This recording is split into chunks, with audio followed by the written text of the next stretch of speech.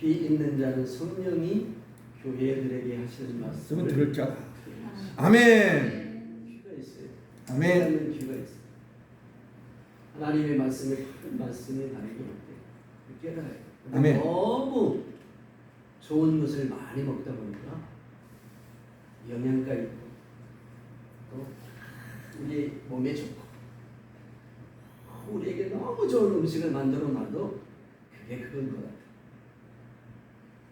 그래서 좋은 음식들을 많이 기름진 음식을 많이 먹어. 하나님 말씀도 그런 것 같아.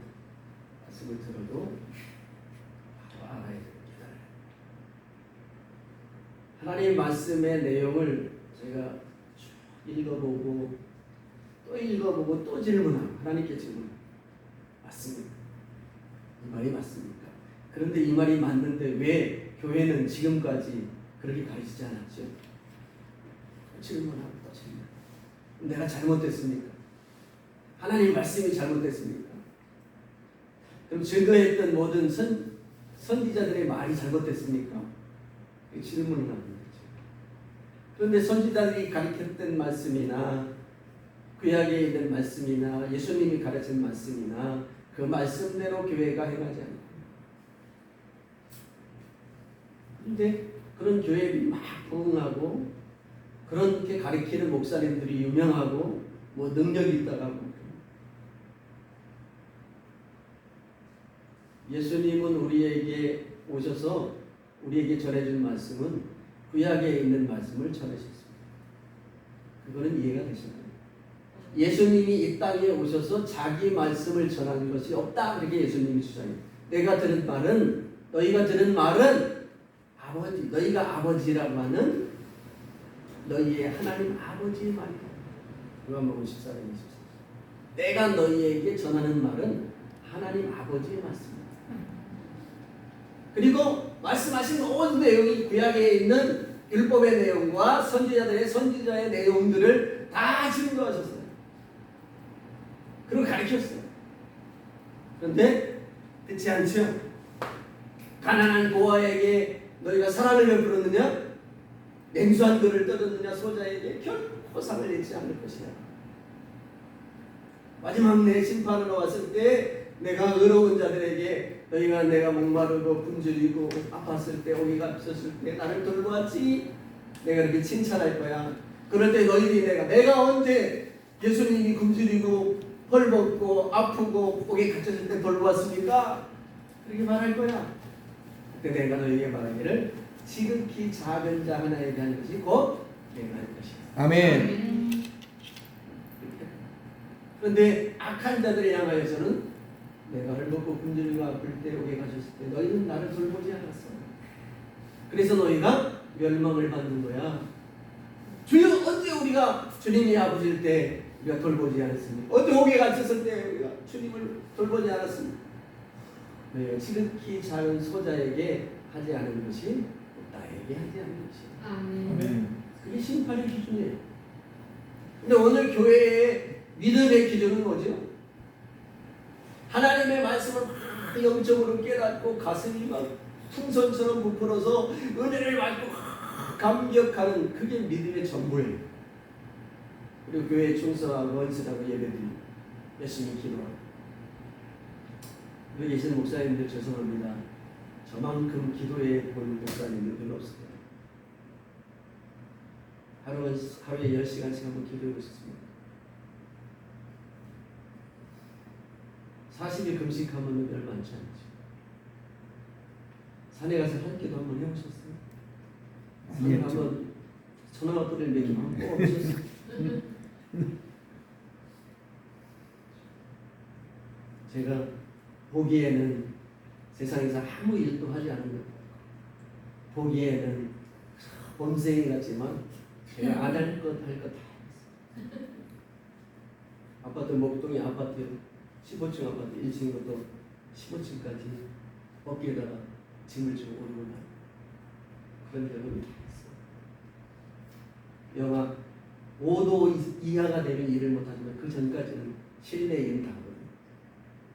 하면 저녁에 버스를 타면 일이 끝나고 얼굴이 막 이렇게 다 몸이 녹는 거예요. 술 먹은 처럼 그런 생활을 해봤어요. 목사 일을 해보려고. 제가 정말 열심히 특신이 돼서 해봤어요. 그래도 안 되고 안 되는 이유가 능력이 없어요. 능력. 주님의 주시는 능력을 베풀었어요. 제가 말씀을 증거를 하는데 정말 이 시간에 죄송한 마음은 내가 능력이 없다. 근데 여러분 말씀을 받을 때 능력이 여러분에게 주어질지 몰라요. 능력을 받으세요. 서론이 길었습니다. 그리스도인. 요즘 내 기분이 그렇다는 걸 좀 전해드리려고 저에게는 학자의 혀를 주시고 목사님들에게는 학자의 길을 주시기를 축원합니다. 아멘. 그리스도인. 사도행전에 보면 11장 19절에 25절에 보면 그리스도인이라는 말이 나옵니다. 다 아시니까 그냥 넘어가고 마지막 절에 21절 봅니다. 주의 손이 그들과 함께 하심에 수많은 사람이 믿고 주께 돌아오더라. 그 다음에 20절에 예루살렘 교회가 이들의 소문을 듣고 바나바를 안디오크에 보내니 23절에 그가 이르러 하나님의 은혜를 보고 기뻐하며 모든 사람에게 굳건한 마음으로 주와 함께 머물러 있으라 원하니. 굳건한 마음으로 어떻게 해요? 주와 붙어 함께 머물러 있으라. 어디에 머물러 있으라? 주께 주님께 그 믿음을 가지고 주님께서 우리에게 증거하시는 그 말씀 가운데 함께 머물러 있어라. 그런 결과 26절에 보니까 제자들이 안디옥에서 비로소 누구라고? 그리스도인이라 일컬음을 받게 되었더라. 그리스도인. 안디옥 교회가 사도들의 말을 듣고 어떻게 해요? 믿음의 주님의 말씀 가운데 머물러 있으니까 그리스도인이라는 말을 듣게 됐다. 에노스를 낳으니 비로소 하나님의 이름을 부르더라. 창세기. 하나님의 이름을 부르기 시작. 믿음의 사람들이 나타나면 하나님의 역사가 일어나.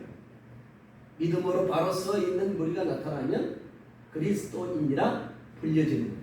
누가 불렀을까요? 그리스도인이라고. 누가 불렀을까요? 하나님. 세상 사람들이 불렀겠죠. 저들은 그리스도인이야. 교인이지 교인. 저들은 그리스도인이야. 이렇게 불러졌다는 거예요. 우리를 향하여 뭐라 그러죠? 저들은 성도야. 그리스도인이야. 누가 그렇게 불러요? 세상 사람들이 불리는 거예요. 왜? 그리스도인다우니까 부르는 거예요. 그죠? 성도다우니까 부르는 거예요. 어? 저들은 그리스도인이야. 그렇게 부르기 시작했다. 네, 교회 이 성경 가운데 그리스도인의 성도에 대하여 몇 가지 비유가 있습니다. 오늘 그 비유를 좀 살펴가면서 그리스도인이 무엇인가에 대해 우리가 알려합니다. 먼저는 뭘까요? 교재에 나와 있는 대로 소금과 빛이죠. 소금. 마태복음 5장 13절에 너희는 세상에 보니 소금이 만일 그 맛을 잃으면 무엇으로 짜게 하리요? 후에는 아무 쓸데없어 다만 밖에 보내죠. 사람들에게 알려드립니다. 소금이 그 결정체가 짠 맛이 없으면 정말 아무 쓸데가 없죠. 뭐에 쓰겠습니까? 그거를 그 양념통에 넣어놓을 수 있겠어? 버리지. 이 맛이 이제 맛을 잃었네. 버릴 수밖에 없다. 굉장히 쉬운 비유 아니겠습니까? 소금으로 우리를 비유했습니다. 성경의 소금에 대해서 좀 몇 가지 살펴보려고 하면 소금은 뭐가 처음에 나오죠? 제일 먼저 성경에 창세기 19장 26절에 누가 나와요? 노세 아내. 뒤를 돌아본 노세 아내라고. 여러분 왜 노시 아내가 소금 기둥이 되었나요? 기도를 먹는 하나님께서 진짜 들어보지 말랬더니 명령을 했기 때문에.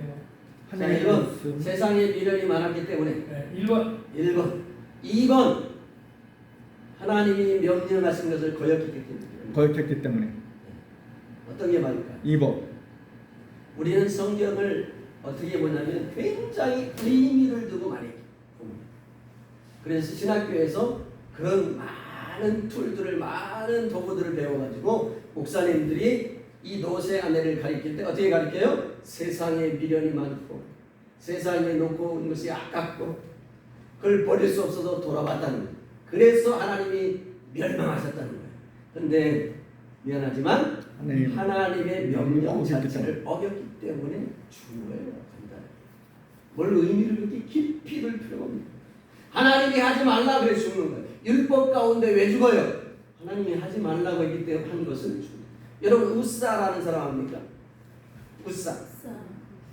법궤가 블레셋 빼앗겼다가 돌아왔지요? 네. 그래서 이제 누구 때? 다윗 때 드디어 우사가 앉아. 법궤를 이제 실로로 이제 메옵니다. 근데 율법에 뭐라고 그랬어요? 법궤는 어떻게 그랬어요? 매라고 그랬지. 어깨에 매 올리라고 그랬지. 네. 응? 네. 매라. 그런데 어떻게 했어요? 새 수레를 만들어 가지고 다윗이 뭐 아름답게 꾸며 그 위에 올려놓고 수레를 끌었단 말이에요. 수레를 끌고 하니까 어떤 일이 나요? 법궤가 흔들리죠. 넘어져갖고 멸망당하는. 하나님의 법궤가 흔들리다니 넘어지다니. 우사는 선한 마음으로 손을 댔어요? 악한 마음으로 손을 댔어요? 악한 마음. 선한 마음으로. 왜? 법궤가 흔들리면 되겠어요? 하나님의 법궤가. 근데 하나님이 어떻게 했어요? 그랬어요. 하나님이 쳐버려. 죽여버려. 왜 그랬어요? 법을 어겼기 때문에 말씀을 어겼기 때문에. 하나님의 율법을 어겼기 때문에. 하나님이 법궤를 매라고 그랬는데 매지 않았어요. 그리고 우사가 그 손을 댔어요. 예수 믿는 우리가 그 자리에 갔으면 예수 믿었던 우리가 베드로 목사님이 그 자리에서 법궤를 댔으면 어땠어요? 손을. 냈으면 사는 거죠. 할렐루야. 살았어요? 냈으면 사는 거고 안 냈으면. 오늘 이 시대의 복음은 예수 믿는 우리가 가서 법궤를 잡으면 우리는 죽지 않아. 그게 우리가 믿는 복음이에요. 하나님의 법에는 예수 믿는 사람이 가서 만들든지 우사가 만들든지 죽는. 왜? 하나님의 법에. 예수 믿는데 상관없어. 신약의 교회가 그걸 모릅니다. 은혜 안에 다 되어진다고 생각해 착각. 그걸 뭐라고 그러는 거예요? 하나님의 공의라고. 노세 안에는 뒤를 돌아보지 말라는 하나님의 명령을 하고 있기 때문에 다른 설명이 필요하잖아요. 세상을 바라보고 미련이 생겨서 세상에 좋은 것을 바라보고 그것이 아까워서 보면 어떻게 하는 거예요? 하나님의 말씀을 어떻게 하는 거예요? 거역하는 거예요. 오염시키는 거예요. 미련 때문에 봤다는 거예요. 그런 게 문제가 아니에요. 미련이 있든지 없든지. 그럼 미련이 없이 바라보면은 안 좋나요? 소금 기둥이 안 됐나요? 하나님의 말씀은 뒤를 돌아보지 말라는 거예요. 그 명령에 순종하지 않았기 때문에 소금 기둥이 우리 신앙의 자세를 좀 바꿔요. 은혜 안에 하나님이 다 용서하신다. 그렇지 않아요. 다윗이 범죄했습니다. 하나님 뭐라고 그랬어요? 내가 내 죄를 용서한다. 그러나 그 벌은 면제하지 않는다. 자, 신명기 29장 23절에 보니까 그 온 땅이 유황이 되며 소금이 되며 또 불에 타서 심지도 못하고 결실함도 없으며 거기에는 아무 풀도 나지 아니함이 옛적에 여호와께서 진노와 격분으로 멸하신 소돔과 고모라와 아도마와 스보임과 무라짐과 같은 물을 보고 물을 것이요. 여기 소금이 나옵니다. 소금과 유황 뭐를 상징하는 거예요? 하나님의 저주, 심판 가운데 소금이 나옵니다. 사사기 9장 45절에 보니까 아말렉이 그날 종일토록 그 성을 치며 마침내는 점령하고 거기에 있는 백성을 죽이고 그 성에 뭘 뿌려? 소금을 뿌리니라. 소금이 뭐예요? 저주. 그래서 키를 쓰고 옆집에 가서 소금 주세요 그러면 소금을 뿌리는 거예요. 그게 뭐예요? 저주예요. 응? 아침에 안경 끼고 요즘 안 그렇지만 안경 치고 식당에 들어가면 아줌마가 어떻게 해요? 소금 좀 뿌려. 옛날에 그랬어요.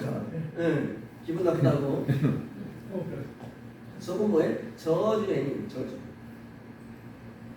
보니까 사람마다 불로 소금 치듯 함을 받으리라. 지옥의 현상을 말하는 거예요. 그죠? 소금 치듯 한다. 불로. 그러니까 소금은 뭘 말? 저주의 관계에서 소금이 나타나.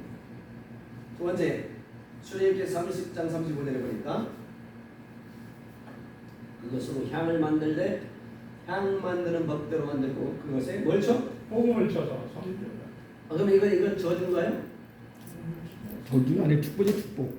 소금을 쳐서 뭐하라? 성경. 성결하게 하라 그래. 성결하게. 축복. 예, 소금이 또 뭐에 저주와 관계가 있는데 이제는 성결과 관계가 있는 거예요. 에스겔 16장 4절에 보니까 내가 난 것을 말하거니와 내가 날 때에 배꼽줄을 자르지 아니하였고 너를 물로 씻어 정결하게도 하지 아니하였고 내게 소금을 뿌리지 아니하였고 너를 강도에 싸지도 아니하였고 이스라엘 백성이 이스라엘을 지칭해서 에스겔 16장의 상태를 하나님이 이렇게 비유하는 거예요. 어린아이가 태어나면 배꼽줄을 잘라야죠. 물로 정결하게 해야죠. 그러면서 소금으로도 정결하게 소금으로 씻어야 한다. 뿌려야 한다. 정결을 나타내는 거죠. 레위기 2장 13절에도 내 모든 소재에 소금을 치라. 내 하나님의 언약의 소금을 내 소재에서 빼지 못할지니 내 모든 예물에 소금을 드릴지니라. 다 성결과 관련이 성결하게 만드는 거지. 소금을 사용합니다. 세 번째는 이스라엘 자손이 여호와께 거제로 드리는 모든 성물에는 영구한 모부의 음식으로 너와 내 자손에게 주리니 이는 여호와 앞에 너와 내 자손에게 영원한 소금 언약이니라. 그러니까 이 말은 뭐냐면 이스라엘 백성이 하나님의 거제로 드리는 제물은 누구의 것이 된 거예요? 제사장의 것이 된다는 거예요. 그게 너의 목이다. 레위 지파에는 땅을 줬어요, 안 줬어요? 기업을 줬어요, 안 줬어요? 안 줬죠. 기업은 레위 족속의 기업은 뭐예요? 여호와 하나님이시죠. 여호와 하나님이 제물을 거제로 드리는 제물 앞다리를 들어드릴 그걸 너희들 주겠다. 이것은 영원한 소금 언약. 영원한 소금 언약. 이 소금 뭐예요? 언약과 관련이 있는데 영원한 것과 관련이 있다. 또 재미있는 것은 욥기 6장 6절에 보면 싱거운 것이 소금 없이 먹겠느냐. 닭의 알 자이가 소금을 찍지 않으면 맛이 있겠느냐. 이런 표현이 있어요. 소금은 어때? 소금은 첫 번째 뭐와 관련이 있어요? 저주와 관련이 있어요. 두 번째는 성결을 거룩하게. 그다음에 세 번째는 영원히 변치 않는 언약. 영원한 언약은 뭐예요? 변치 약속. 언약이죠. 네 번째는 맛을 낸다는 것과 관련이 있어요.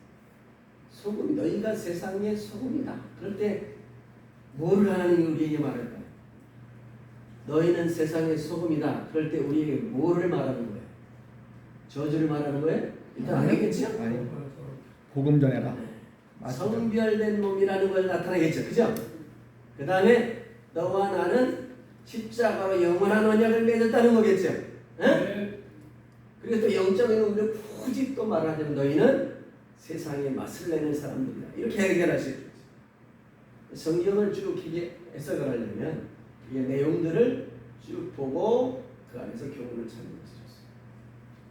그래서 우리는 소금은 뭐예요? 거룩한 물이라는 거예요. 하나님과 언약의 백성이라는 거예요. 변치 않은 언약의 백성. 자, 빛이라고 그랬죠? 너희는 세상의 빛이다. 삼위에 있는 동생을 숨겨주지 못할 것이고 사람이 등불을 켜서 말하려 주지 아니하고 등 경우에 드나니 이러므로 집안 모든 사람에게 비추리라. 빛은 뭐예요? 태초의 빛이 있죠. 빛이 있으라. 하나님이 밝게 해주는 네? 하나님께 빛을 주는 거. 시편 136편 7절에 큰 빛들을 지으셨다. 젖된 날 빛. 이게 어떤 빛인지 우리가 알아요? 잘 모릅니다. 나는 빛도 짓고 어둠도 창조하였다. 하나님이 지으신 빛이 있다는 첫째는 창조의 빛이 있죠. 그 다음에 주를 가리켜 빛이라고 합니다. 시편 36편 9절에 진실로 생명의 원천이 주께 있사오니 주의 빛 안에서 우리가 빛을 보이다. 주의 빛. 시편 43편 3절에도 주의 빛과 주의 진리를 보내리니 주를 가리켜서 뭐래요? 빛이라 이렇게 말해요. 나는 빛이라 여호와. 시편 27편 1절에 나는 빛이라. 그다음에 시편 104편에는 주께서 옷을 입은 같이 빛을 입으셨다. 이렇게 이사야 9장 2절에는 흑암에 행하던 백성이 큰 빛을 보고 주의 빛을 보고 그랬잖아요. 빛은 이렇게 주님을 가리켜서 빛이라 이렇게 표현합니다. 그 다음에 생명의 빛. 욥기 33장 30절에는 그들의 영혼을 구렁이에서 이끌어 생명의 빛을 그들에게 비춘다. 생명의 빛. 시편 56편 13절에도 생명의 빛에 다니게 하시려고 생명의 빛이 있습니다. 또 말씀을 가리켜 빛이라 그랬죠. 시편 119편 105절에 시편 119편은 시편 중에 가장 긴 절이에요. 네. 195절까지 있습니다. 주의 말씀은 내 발의 등이요 내게는 빛이다. 말씀이 빛이다. 그 말씀. 주의 말씀을 열면 빛이 비치어 우둔한 사람을 깨달아서 지혜롭게 한다. 이렇게 기록했습니다. 잠언 6장 23절에는 대저 명령은 등불이요 법은 빛이요 이렇게 말합니다. 그러니까 말씀을 가리켜서 빛이라고 또 표현하고 있습니다. 의인을 가리켜서 또 빛이라고. 의인. 의인의 빛은 환하게 빛나고 악인의 등불은 꺼집니다. 야곱의 족속아 오라 우리가 여호와의 빛에 행하자. 야곱의 족속들아 여호와의 빛으로 행하자. 의로움으로 살자. 이사야 9장 6절에도 흑암에 행하던 백성이 큰 빛을 보고 사망의 그른들 땅에 거주하던 자들이 빛이 비치도다. 빛이 비칩니다. 다 의로운 삶을 나타냅니다. 그래서 빛은 몇 가지가 있어요? 창조의 빛이, 주님의 빛이, 생명의 빛이, 말씀의 빛이, 의인의 빛이. 그러니까 너희가 세상에 빛이니 그러면 뭘 말하는 거예요? 너희는 세상에 뭐라는 거예요? 이 다섯 가지 중에서 뭘 말하는 거예요? 다섯 번째 겠죠? 의인이 그런 거예요. 너희는 세상의 소금이니 뭐라 그랬어요? 성별된 물이다 그랬다고 그랬죠? 거룩한 물이다. 만일 그 맛을 잃으면 무엇으로 짝이야? 너희가 없다면 세상이 어떻게 거룩해지겠느냐 그 말이에요. 우리가 없다면 어떻게 세상에 거룩해지겠느냐 그러면 그럼 예수 믿는 사람이 없다면 어떻게 세상이 거룩함으로 변하겠느냐 그 말인데 예수 믿는 사람이 세상 가운데 믿지 않는 사람과 똑같이 살면 어떻게 됩니까? 이게 무슨 말이에요? 소금이 맛을 잃는 거죠.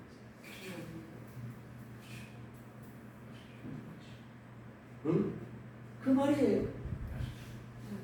세상 가운데 너희가 성별게 되는 우리가 너희 때문에 세상이 성별하게 되는데 세상의 인생이 살맛을 나게 하는 너희가 만약에 세상 가운데 믿지 않는 사람들과 악을 행하고 같이 술 마시고 세상 가운데 타락하면 어떻게 세상이 성별하게 되겠는데 너희는 세상에서 소금인데 그 맛을 잃은 것이야. 그렇게 주님이 말씀합니다. 세상에 밝힌다. 멸시당하죠? 예수 믿는 사람이 왜 멸시당합니까? 야, 니까지 것도 장로냐? 그러잖아요. 같이 술 먹고 놀다가 나 이제 교회 가야 돼. 야, 왜 오늘 골프 치러 가야 돼 교회. 야, 나 장로야. 야, 니까지 왜 장로야? 이렇게 되는 걸 밟히는 거지. 예수님의 말씀은 어렵지 않아요. 쉽단 말이에요. 너희는 세상의 빛이라 산에 듣는 동네가 숨기지 못할 빛은 뭐라 그랬죠? 의로운 자라. 의로운 사람들이야.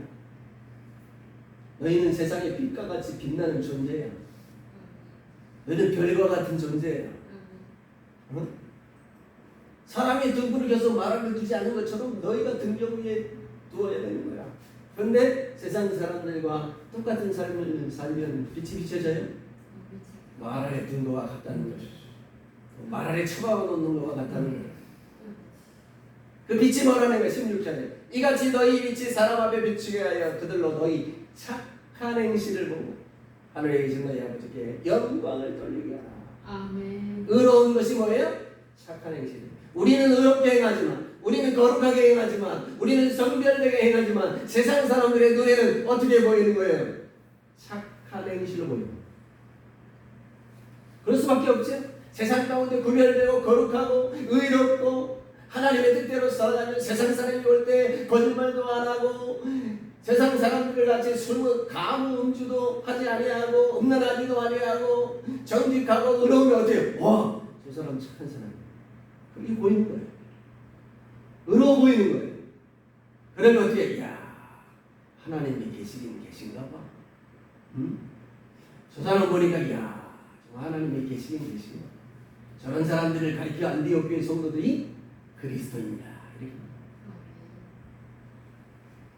내일은 세상에 소금 빛이다. 얼마나 복된 표현이죠. 여러분 세상 가운데 소금 되시길 축원합니다.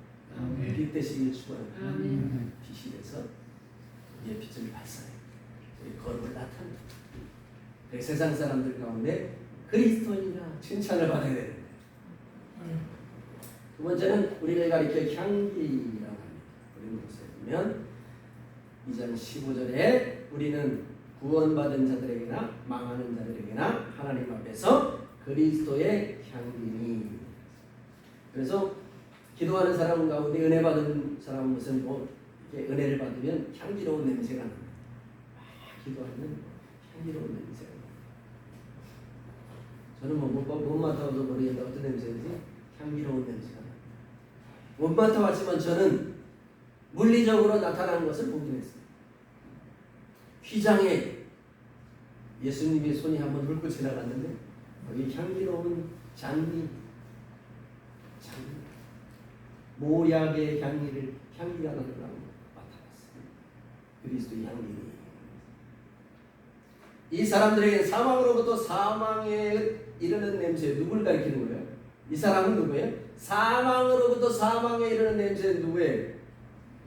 세상 가운데 악을 행하는 자들이죠. 응? 세상 가운데 세상의 뿌리를 받고 있는 자들에게는 사망의 냄새가 난다. 그런데 그리스도에게 뿌리를 받고 있는 자들은 무슨 냄새가 난대요? 생명으로부터 생명에 이르는 냄새가 난다.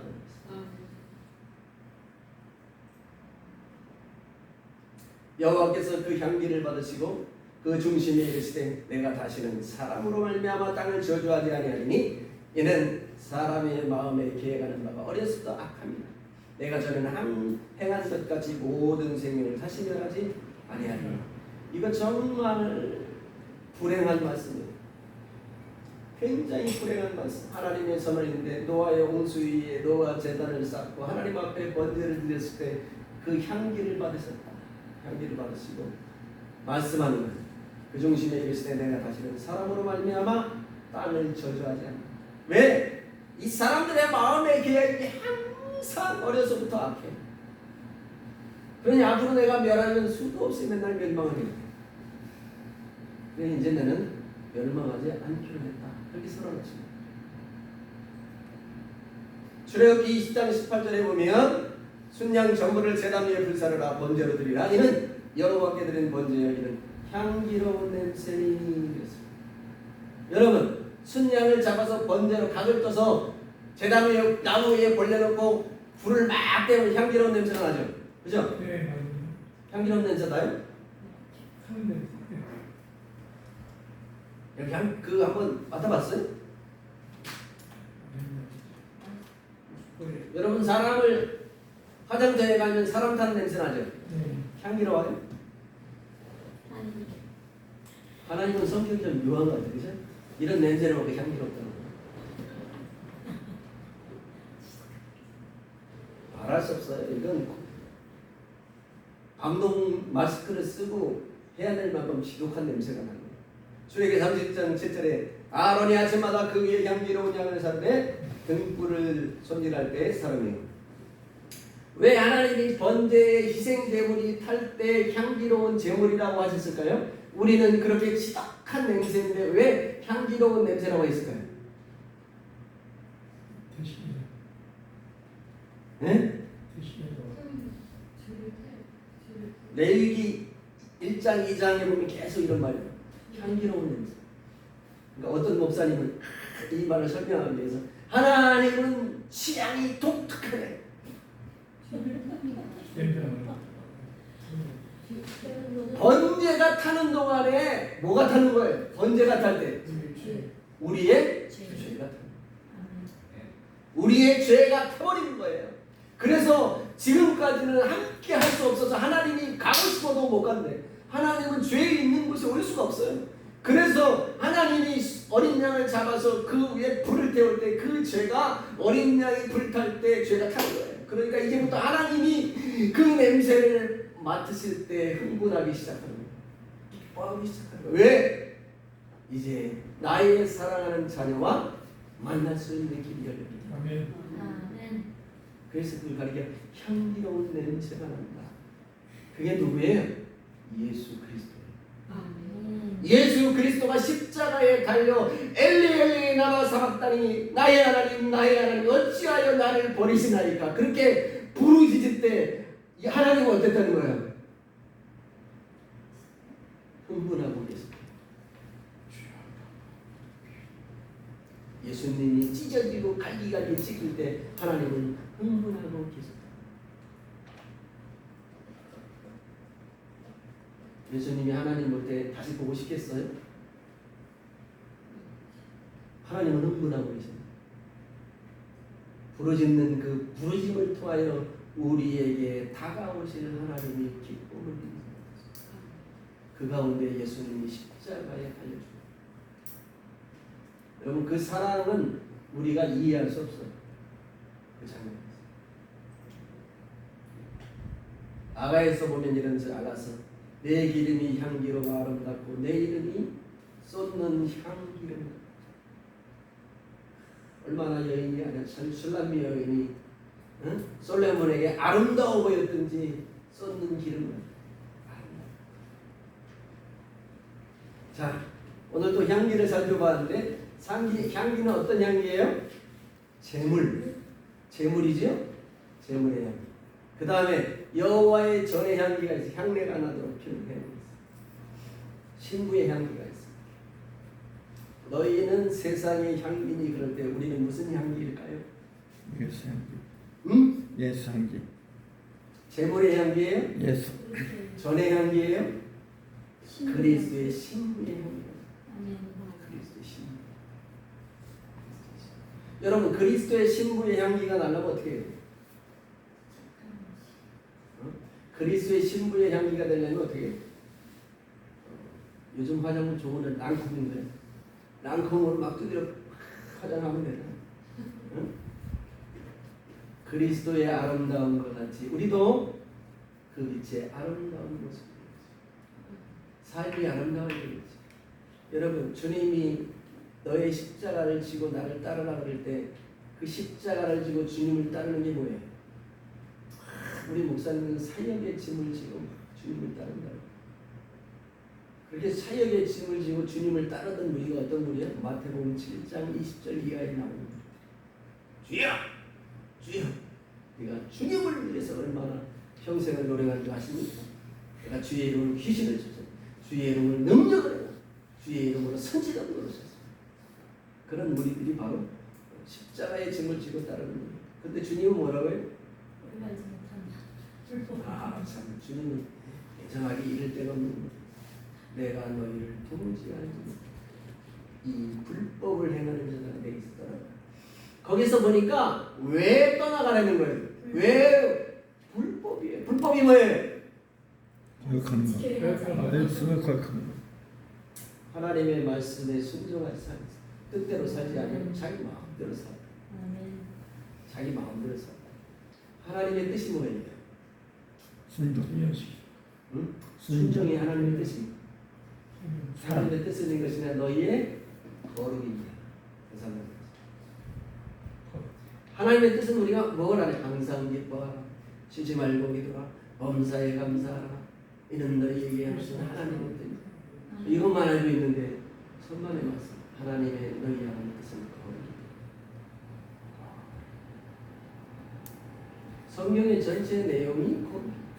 왜? 우리는 누구의 신부이기 때문에 그리스도의 신부가 되려면 어떻게 돼야 신부가 되는 거예요? 그렇게 해야 돼. 격이 맞아야 부부가 되지. 신부 거룩이. 거룩은 필요가 없어 교회에서. 왜? 우리는 다 죄인이기 때문에. 그런 거예요?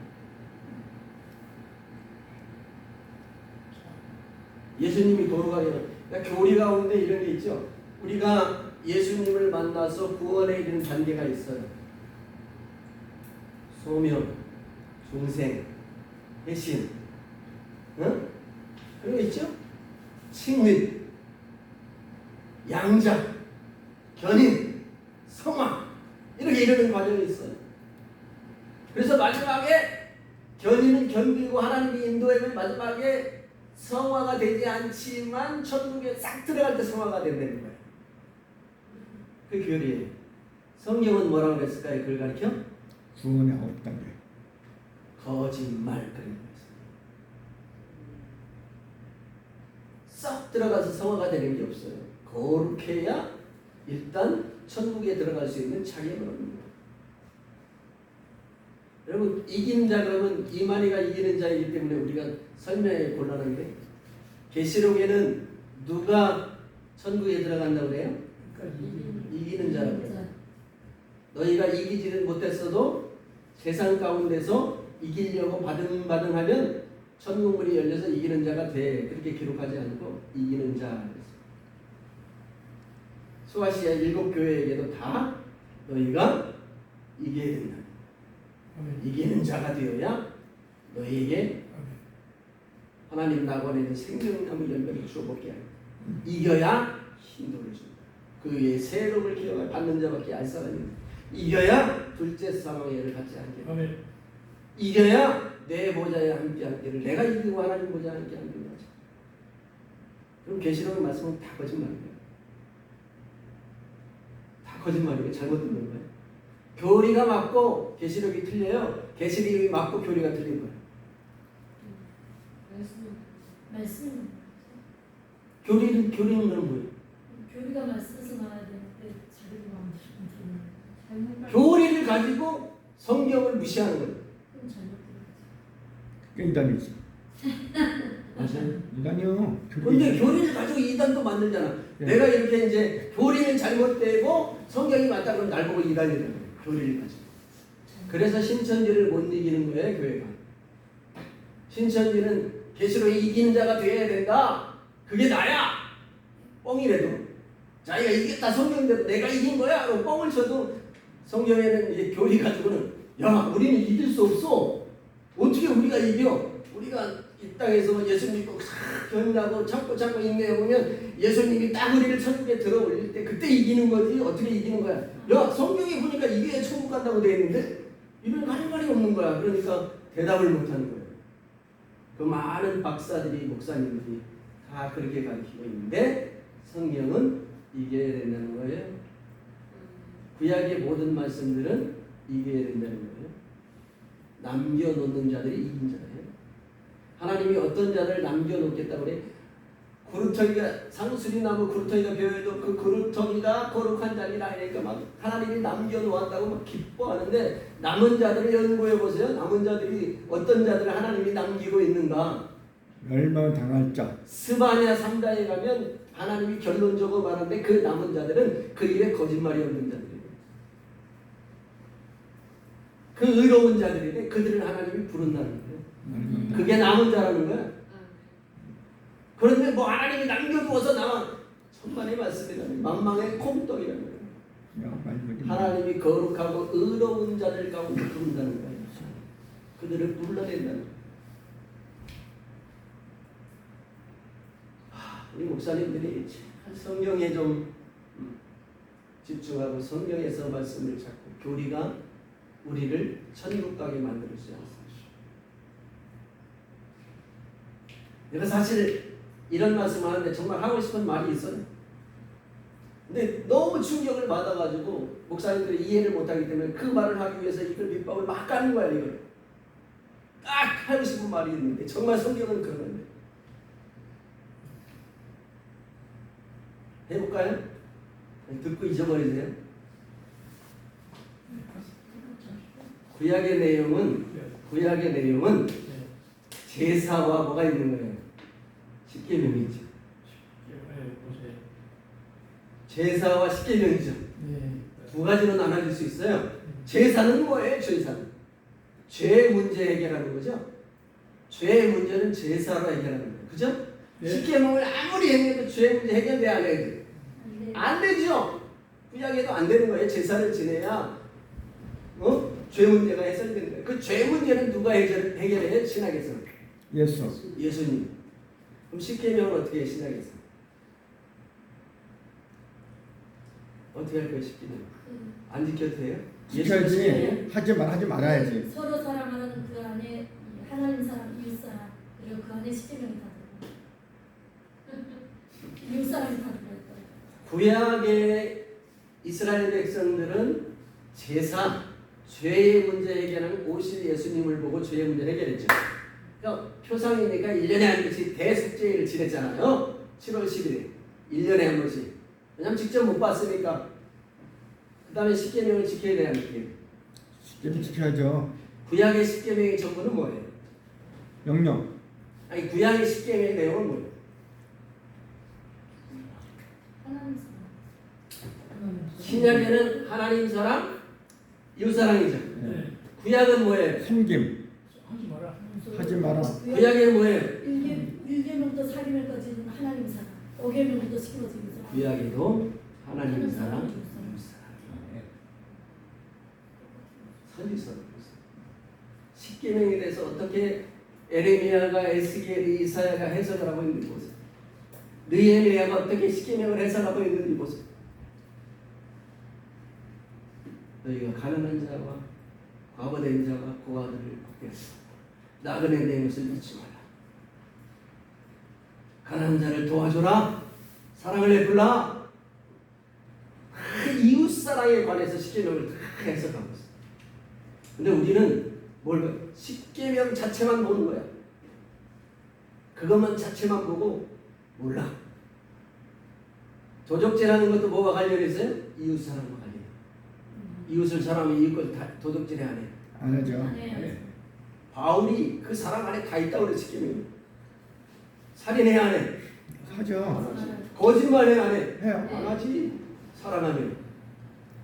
이 거짓말은 마귀의 속성이에요. 요한복음 8장 4절 너희 아비 마귀는 처음부터 살인한 자의 그 안에 진리가 없으나 처음부터 거짓을 제 것으로 하느니라. 거짓된 아비. 너희도 그 아비를 닮았다. 거짓은 마귀의 속성이에요. 사람은 누구의 속성이에요? 하나님의 속성이에요. 우리는 누구의 자녀예요? 하나님의 자녀. 하나님의 자녀예요. 뭘 닮아야 돼요? 하나님의 하나님을 자녀. 닮아야 돼요. 거짓말하지 말아야 되지. 그럼 거짓말을 안 하게 되지. 거짓말하면 하나님이 진노하세요. 마귀에 따라서. 왜? 아담이 거짓말했다. 처음. 마귀에 속았지. 그래서 구약의 신앙이나 신약의 신앙이나 차이가 없는 거예요. 없다. 그런데 있는 것 같이 교회가 교회로 표장을 하고 로마서를 잘못 해석해가지고 율법은 지킬 수 없는 것이고 율법은 우리를 죄를 죄되게 하고 바울이 이렇게 말해요. 죄를 죄되게 하고 죄를 드러나게 하고 그렇게 설명을 해요. 그래서 그 율법에 대한 설명 단순히 바울이 말하고 있는 율법은 뭐에 관한 거예요? 제사와 관련돼요. 예수 그리스도를 설명하기 위해서 율법을 차용해가지고 율법을 설명하고 있는데 그것이 단 줄 알고 교리를 만들어내서 교리를 계속 얘기하고 있습니다. 자, 그 다음에 뭐래? 편지. 너희는 우리의 편지라. 우리 마음에서 뽑을 사람이 알고 있는 바라. 3절에는 너희는 우리가 말미암아 나타난 그리스도의 편지니 이는 먹으로 쓴 것이 아니요 오직 살아계신 하나님의 영으로 쓴 것이며 돌판에 쓴 것이 아니요 어디에? 우리의 육의 마음판에 쓴 것이라 그랬습니다. 마음은 뭐래요? 육이라고 그러죠? 육의 마음판에 써. 그러니까 이 삶은 뭐와 관계에 있다는 거예요? 육적인 것과 관계에 있는 거죠. 육이 의로워져야 돼요. 그 다음에 열매. 또 그리스도의 열매로 가리킵니다. 이 사람은 여자와 더불어 더럽히지 아니하고 순결한 자라 어린 양과 더불어 어린 양이 어디로 인도하든 따라가는 자며 사람 가운데서 속량을 받은 처음 익은 열매로 하나님과 어린 양에게 속한 자들이니 계시록 14장 4절에 나와있어요. 14만 4천 무리의 특징, 그들의 성품, 그들의 거룩함을 이렇게 설명하고 있습니다. 여자와 더불어 더럽히지 아니했다. 이 여자는 특별히 남녀 성별의 여자를 말하는 것보다는 짐승, 악력, 거짓 선지자들, 우리를 유혹하는 이세벨을 말하는 겁니다. 여자와 더불어 더럽히지 아니하고, 그렇다고 해서 여자와 더불어 음란과 관계가 없는 게 아니에요. 이세벨 자체가 음란해요. 이 이세벨 자체가 그 삶이 종교 행위가 음란을 가져다 드는 거예요. 그 순결한 자, 어린 양이 어디로 인도하되 따라간다는 말은 하나님의 말씀에 인도를 받는다는, 순종하는 삶을 산다는 거예요. 사람들 가운데 속량을 받은 처음 익은 열매라 그렇게 말해요. 처음 익은 열매가 뭐죠? 출애굽기 34장 26절에 보니까 내 토지 소달에 처음 익은 것을 가져다가 내 하나님 여호와께 드려라 그랬습니다. 이 처음 열매가 뭐예요? 처음 익은 거든요. 출애굽기 23장 19절에 보면 내 처지 처음 거둔 열매의 가장 좋은 것 이렇게 처음 익은 열매는 뭐예요? 우리 농사를 안 해보셔도 모르죠. 첫 수확, 첫물, 그거는 뭐 무슨 말이 있던데 아무도 안 줍니다. 아무도 안 줍니다. 그 그리스도 안에서는 예수님이죠. 네, 처음 열매. 예수님이죠. 네. 처음 익은 열매를 하나님께 드리라 그랬는데 이게 뭐예요? 여기 나오잖아요. 처음 거둔 가장 좋은 열매. 처음 열매라고 하는 것은 가장 좋은 열매라는 뜻이에요. 가장 좋은 열매. 쳤어. 하나님의 비유해 보니까 하나님 나라를 열매로 또 표현합니다. 또 일세 하나님 나라는 사람이 땅에 씨를 뿌린 것 같으니 그가 밤낮 자고 깨는즉 씨가 나서 자라되 그것이 어떻게 그리 되는지 알지 못하느니라. 땅이 스스로 열매를 맺을 때 처음에는 뭐예요? 싹이, 다음에는 이삭이요, 그 다음 이삭이 충실한 곡식이다. 열매가 있으면 낫을 냅니다. 낫을 냅니다. 계시록 14장에 보면 낫을 내서 알곡을 수수합니다. 하나님 나라를 열매로 또 비유했습니다. 계시록에 보면 14장 나와있네. 알곡을 추수하는 장면이 나옵니다. 또 내가 보니 흰 구름이 있고 그 구름 위에 인자 같은 이가 앉으셨는데 그 머리에는 금물 융안이 있고 그새는 예리한 낫을 가졌더라. 또 다른 천사가 성전에부터 나와 구름 위에 앉은 이를 향하여 큰 음성으로 외쳐이르되 당신의 낫을 위들러 거두소서. 땅의 곡식이 다 익어 거둘 때가 이르렀나이다. 여기 보니까 흰 구름 위에 금멸 융안 썼는데 인자 같으니라고 했어요. 이게 누구죠? 예수님을 말. 구름 위에 앉으시니까 낫을 휘둘러 땅의 곡식을 거두었다. 그러니까 종말의 심판을 뭐로 표현하고 있습니까? 알곡을 추수하는 걸로 표현합니다. 심판도 추수로 표현합니다. 같은 장의 17절로 20절에 또 다른 천사가 하늘에 있는 성전에 나오는데 역시 예리한 낫을 가져. 이제는 천사가 인자가 아니고 천사예요. 천사가 예리한 낫을 가졌어요. 또 불을 다스리는 다른 천사가 저 사람으로부터 나와 예리한 낫을 가진 자를 향하여 큰 음성으로 불러 이르되 내 예리한 낫을 들어 땅의 포도송이를 거두라. 그 포도가 익었느니라 하더라. 천사가 낫을 땅에 들러 땅의 포도를 거두니 하나님의 진노의 큰 포도주틀에 던지네. 포도송이는 죄악의 상태를 가리킵니다. 포도가 익어서 터지는 그런 모습은 죄악, 악인들을 묘사하고 있습니다. 그래서 성막에서 그 틀이 밟히니 틀에서 피가 나와 말 굴레까지 닿았고 1600스타디온에 퍼졌더라. 말굴레는 사람이 말에 앉아있기 발을 올리는 거기까지인데 거기까지 피가 다 튀어서 그만큼 피바다가 되었다 그런 표현인데 심판하는 것도 포도송이 악의 열매를 맺어 심판한다 그렇게 거짓 선배들의 멸망. 거짓 선배들의 멸망. 자, 그래서 열매는 뭐예요? 처음 익은 열매, 예물이죠. 그 다음에 심판을 알게 한다. 자, 그래서 오늘 이렇게 열매 5가지를 살펴보았는데 한번 정리해 보겠습니다. 소금은 뭐라고 했어요? 저주, 거룩, 영원한 언약 맛을 내는 것이고, 그 다음 빛은 창조의 빛, 주님의 빛, 생명의 빛, 말씀. 그 다음에 다섯 번째 의인을 가리켜 빛이라고 해요. 향기는 재물, 여호와의 전의 향기, 신부의 향기라고 했습니다. 편지는 마음에 새기는 거고 육의 몸에 새기는 것이다. 열매는 뭐예요? 가장 좋은 예물과 심판이 있다. 이렇게 그리스도에 대해서 그리스도의 비유를 5가지로 살펴보았는데, 이걸 살펴보고 나니까 소금, 빛, 향기, 편지, 열매는 무엇을 의미하는 것 같아요? 무엇을 의미하는 것 같아요? 내 마음에 말씀이 새겨져서 그 말씀을 인하여 열매 맺는 것.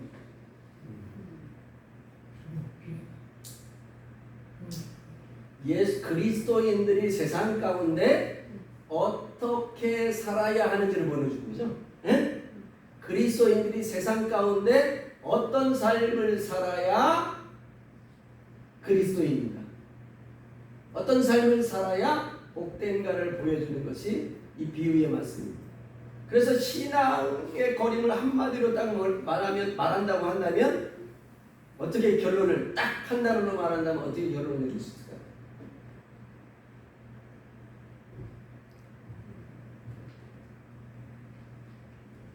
뭐 여러 가지 있을 수 있겠지만 열매라고 딱 말할 수 있습니다. 우리는 열매되어지는 과정에 있다. 그래서 중요한 부분들을 한 번 더 새기고, 소금을 말할 때는 우리는 뭐라는 걸 그랬죠? 거룩한 삶을 말한다.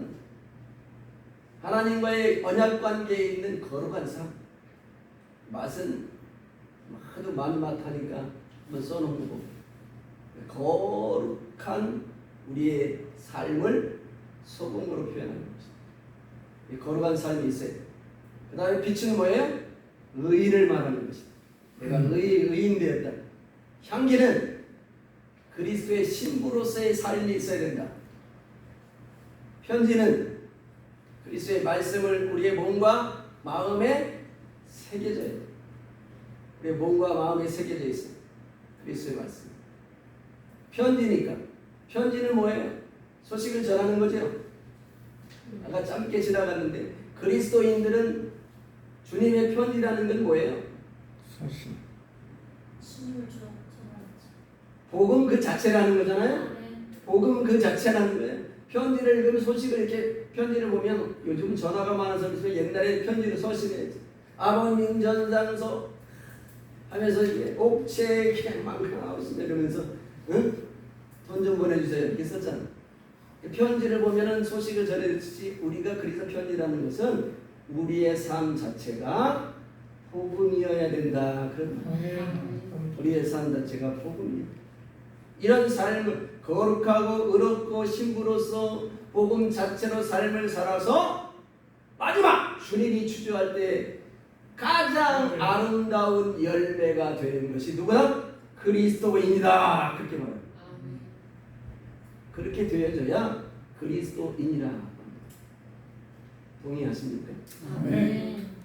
이 성경에서 우리를 그리스도인을 비유하고 있는 내용들을 빠르게 5가지를 좀 정리해 보았는데, 이렇다.